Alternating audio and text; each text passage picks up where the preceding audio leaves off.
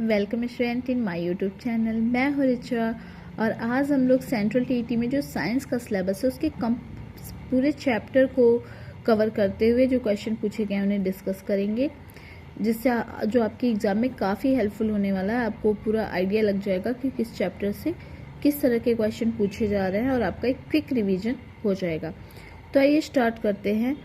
ये पहला क्वेश्चन है, राधिका के मसूड़ों से अक्सर रुधिर निकलता रहता है एवं उसके घाव भरने में लंबा समय लेते हैं। उसके आहार में कौन से विटामिन की कमी है? फर्स्ट ऑप्शन में दिया गया है विटामिन B1, सेकंड में दिया गया है विटामिन C, थर्ड में दिया गया है विटामिन D और फोर्थ में दिया गया है विटामिन A। तो इसमें आपका सेकेंड ऑप्शन सही होगा, विटामिन C। नेक्स्ट क्वेश्चन है जो आपका द्रव्य की अवस्था यानी स्टेट्स ऑफ मैटर चैप्टर से है। क्वेश्चन में पूछा जा रहा है कि दिए गए कथनों को पढ़िए तथा सही विकल्प को चुनिए। कथन जो है उसमें ए दिया गया है, भारी अनाजों से भूसा उसाई द्वारा अलग किया जाता है। बी दिया गया है, विभिन्न आकार के कणों के मिश्रण को चालन व निस्यंदन प्रक्रिया द्वारा अलग किया जाता है। तो फर्स्ट ऑप्शन में दिया गया है कथन बी सत्य है तथा कथन ए असत्य है।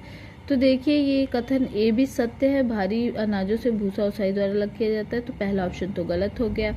सेकेंड ऑप्शन है कथन ए तथा कथन बी दोनों असत्य हैं, ये भी गलत है।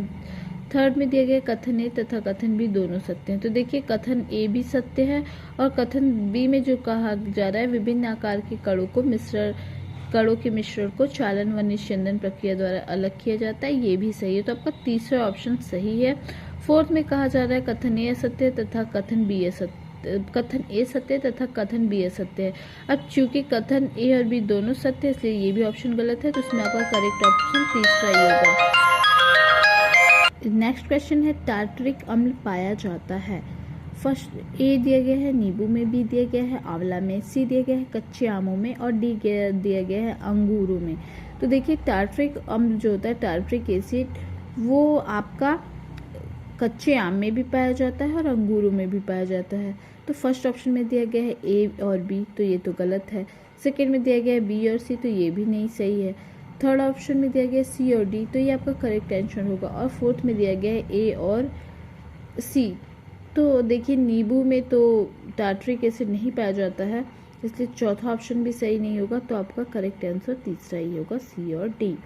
नेक्स्ट क्वेश्चन है, कोई छात्र सोडियम हाइड्रोक्साइड के तनु विलयन की एक बूंद पहले नीले लिटमस पेपर पर और फिर लाल लिटमस पेपर पर डालता है, वह यह प्रेक्षण करेगा कि फर्स्ट ऑप्शन में दिया गया है नीला लिटमस पेपर लाल हो जाता है और लाल लिटमस पेपर नीला हो जाता है। सेकेंड ऑप्शन में दिया गया है नीले लिटमस पेपर पर कोई परिवर्तन नहीं होता है और लाल लिटमस पेपर नीला हो जाता है। थर्ड में दिया गया है लाल लिटमस पेपर पे कोई परिवर्तन नहीं होता है और नीला लिटमस पेपर लाल हो जाता है। और फोर्थ ऑप्शन में दिया गया है नीला लिटमस पेपर रंगहीन हो जाता है और लाल लिटमस पेपर में कोई परिवर्तन नहीं होता।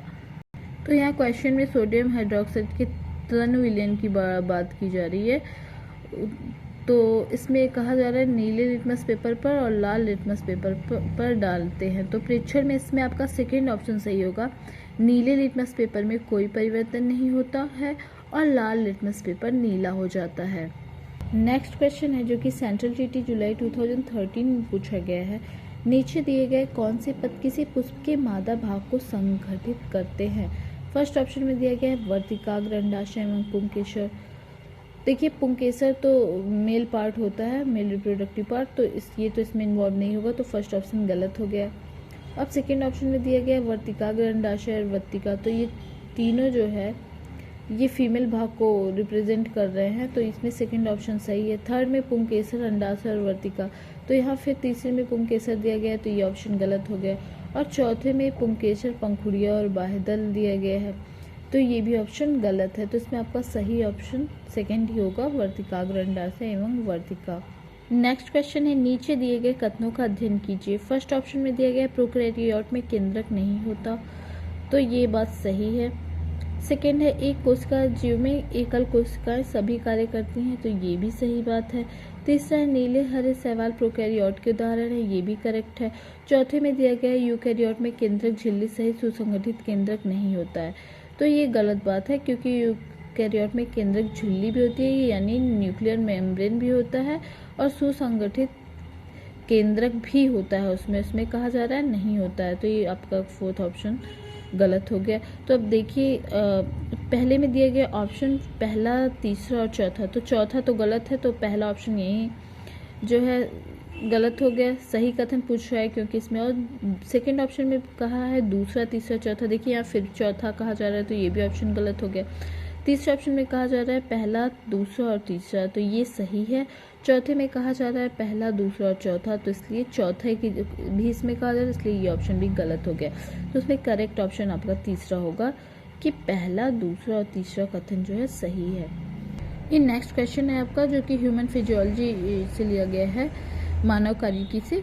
शर्करा को अल्कोहल में परिवर्तित करने की प्रक्रिया डैश के नाम से जानी जाती है। फर्स्ट ऑप्शन में दिया गया है पाश्चुरीकरण, सेकंड में दिया गया है जीवाणुनाशन, थर्ड ऑप्शन है समांगीकरण, और फोर्थ में कहा जा रहा है किण्वन। तो इसमें आपका फोर्थ ऑप्शन सही होगा कि शर्करा को अल्कोहल में परिवर्तित करने के प्रोसेस को हम फर्मेंटेशन यानी किण्वन के नाम से जानते हैं। नेक्स्ट क्वेश्चन है हार्मोन एड्रेनालिन। फर्स्ट ऑप्शन में दिया गया जब बहुत गुस्से में होते हैं या चिंतित होते हैं तो यह तनाव के स्तर को समायोजन में शरीर की सहायता करता है। सेकंड ऑप्शन है लंबाई नियंत्रण में सहायता करता है। तीसरा शरीर के विद्युत अपघट्यों के संतुलन पर नियंत्रण रखने में सहायता करता है, और चौथा है रुधिर शर्करा के स्तर को नियंत्रण में सहायता करता है। तो देखिए जो एड्रेनालिन होता है जब हम चिंता में होते हैं या भय में होते हैं या गुस्से में होते हैं, जब हम बहुत एक्साइटेड कंडीशन में हो जाते हैं, तो उस समय ये हार्मोन हमारी बॉडी से सिक्रीट होता है। तो इसलिए इसमें आपका फर्स्ट ऑप्शन सही होगा कि जब कोई बहुत गुस्से में होता है या चिंतित होता है या तो यह तनाव के स्तर के समायोजन में शरीर में सहायता करता है। नेक्स्ट क्वेश्चन है मानव में सर्वाधिक उत्सर्जन उत्पाद है। फर्स्ट ऑप्शन है यूरिक एसिड, सेकंड दिया गया है अमोनियम क्लोराइड, थर्ड दिया गया है यूरिया, और फोर्थ ऑप्शन दिया गया है अमोनिया। तो इसमें आपका तीसरा ऑप्शन सही होगा कि मानव में सर्वाधिक उत्सर्जन उत्पाद जो है वो यूरिया है। नेक्स्ट क्वेश्चन है जो कि आपका सूक्ष्मजीव यानी माइक्रो ऑर्गेनिज्म टॉपिक से लिया गया है। ये क्वेश्चन सेंट्रल टीईटी सितंबर 2015 में पूछा गया है। निम्नलिखित में से कौन सा विकल्प वायरस द्वारा मनुष्य में होने वाले रोगों का समूह है को दर्शाता है। तो देखिए फर्स्ट में दिया गया है खसरा, पोलियो और टाइफाइड। तो टाइफाइड वायरस से नहीं होता, तो ये ऑप्शन आपका गलत हो गया। सेकंड में दिया गया है खसरा, टाइफाइड और क्षय रोग। तो देखिए टाइफाइड और क्षय रोग जो है वायरस से नहीं होता, तो ये भी ऑप्शन यहाँ गलत हो गया। तीसरे में दिया गया है खसरा, चिकन पॉक्स, हेपेटाइटिस से। तो ये तीनों वायरस के थ्रू होते हैं, तो ये ऑप्शन आपका सही है। अब फोर्थ ऑप्शन में कहा जा रहा है तो कि चिकन पॉक्स, मलेरिया, हेपेटाइटिस। तो देखिए मलेरिया जो है वो वायरस से नहीं होता है, तो आपका इसमें तीसरा ऑप्शन ही सही होगा। नेक्स्ट क्वेश्चन है जो गतिमान वस्तुएं इनके अनुप्रयोग टॉपिक से लिया गया है। भारी बोझ उठाने वाले कूली सदैव ही अपने पास एक लंबा कपड़े का टुकड़ा रखते हैं। अपने सिर पर बोझ रखने से पहले वे इस कपड़े को गोल चक्की की आकृति में लपेटकर अपने सिर पर रखकर फिर उस पर बोझ रखते हैं। ऐसा करके वे फर्स्ट ऑप्शन में दिया गया प्ररोध घटाते हैं, सेकंड में दिया गया संभावित चोट से अपने सिर का बचाव कर लेते हैं, थर्ड दिया गया अपने सिर से बोझ के संपर्क क्षेत्र को बढ़ा लेते हैं, और चौथा दिया गया है अपने सिर पर बोझ द्वारा लगाए गए बल को घटा देते हैं। तो देखिए जैसे होता है दाब बराबर होता है बल बटे क्षेत्रफल, यानी जो बोझ है तो जब क्षेत्रफल बढ़ जाएगा यानी संपर्क क्षेत्र बढ़ जाएगा, जैसे तो जो है उस पर दाब जो है प्रेशर बोझ जो है कम फील होगा बल, तो इसलिए आपका जो है तीसरा ऑप्शन सही होगा कि अपने सिर से बोझ के संपर्क क्षेत्र को बढ़ा लेते हैं। नेक्स्ट क्वेश्चन है यदि किसी द्रव पर दाब बढ़ाते हैं तो उसका क्वथनांक। फर्स्ट ऑप्शन दिया गया बढ़ता है, सेकंड दिया गया है परिवर्तित नहीं होता है, थर्ड दिया गया है पहले घटता है फिर बढ़ता है, फोर्थ ऑप्शन दिया गया है घटता है। तो इसमें आपका फर्स्ट ऑप्शन सही होगा बढ़ता है। नेक्स्ट क्वेश्चन है विद्युत यंत्रों में बैकेलाइट का प्रयोग किया जाता है, क्योंकि यह फर्स्ट ऑप्शन दिया गया उष्मा का सुचालक है, सेकंड दिया गया है विद्युत का सुचालक है, थर्ड दिया गया है कि विद्युत का कुचालक है, और फोर्थ दिया गया है थर्मोप्लास्टिक है। तो जो बैकेलाइट होती है वो विद्युत का कुचालक होती है, तो इसलिए जो है विद्युत यंत्र में बैकेलाइट का प्रयोग किया जाता है। तो इसमें आपका तीसरा ऑप्शन सही होगा। नेक्स्ट क्वेश्चन है आपका जो कि सेंट्रल टीटी फरवरी 2015 में पूछा गया है। निम्नलिखित पदों पर विचार कीजिए। ए दिया गया है तड़ित, बी दिया गया है भूस्खलन, सी दिया गया है गर्जन, डी दिया गया है सुनामी और ई दिया गया है बाढ़। तो भूकंप से हो सकती है, तो पहले ऑप्शन में दिया गया है बी, डी और ई, यानी भूस्खलन और सुनामी और ई बाढ़। तो ये जो है तीनों जो है सही बात कह रहा है, तो पहला ऑप्शन सही है। अब दूसरे में बी और ई दिया गया है, तो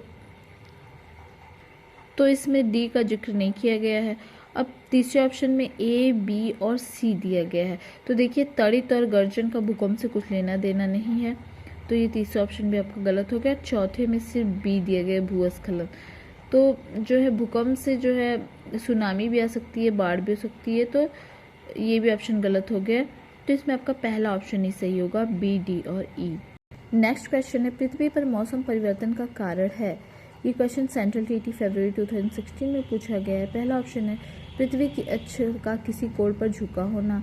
सेकेंड ऑप्शन दिया गया पृथ्वी की घूर्णन दर में वर्ष भर परिवर्तन होना। तीसरा ऑप्शन दिया गया है वर्ष भर में पृथ्वी की अक्ष का विभिन्न दिशाओं में होना।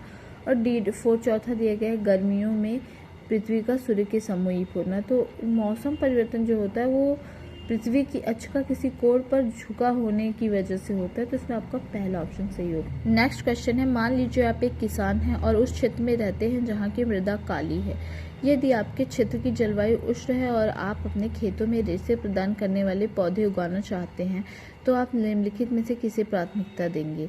फर्स्ट ऑप्शन में दिया गया है नारियल, सेकेंड में दिया गया है रेयान, थर्ड में दिया गया है जूट यानी पटसन और फोर्थ में दिया गया है कपास। तो जहाँ काली मृदा होती है वहाँ कपास जो है की खेती की जाती है, तो इसमें आपका फोर्थ ऑप्शन सही होगा। नेक्स्ट क्वेश्चन है, वैज्ञानिक ज्ञान के बारे में निम्नलिखित में से किस कथन से आप सहमत नहीं होंगे। फर्स्ट ऑप्शन में दिया गया है वैज्ञानिक ज्ञान निरपेक्ष, निश्चित और शाश्वत होता है, तो ये बात सही नहीं है। दूसरा है वैज्ञानिक ज्ञान के विकास में कल्पना शक्ति और सृजनात्मकता सम्मिलित होती हैं। और थर्ड ऑप्शन में दिया गया वैज्ञानिक ज्ञान, तो ये भी बात सही है कि कल्पना शक्ति और सृजनात्मकता होती है। तीसरे ऑप्शन में कहा जा रहा है वैज्ञानिक ज्ञान सामाजिक एवं सांस्कृतिक रूप से अंतर स्थापित है, तो ये सामाजिक सांस्कृतिक रूप से अंतर स्थापित नहीं है, तो तीसरा ऑप्शन की बात से हम सहमत नहीं है। चौथा है वैज्ञानिक ज्ञान सिद्धांतों से निकलते हैं, तो ये बात भी सत्य है, तो इसमें आपका तीसरा ऑप्शन ही करेक्ट होगा। Thank you.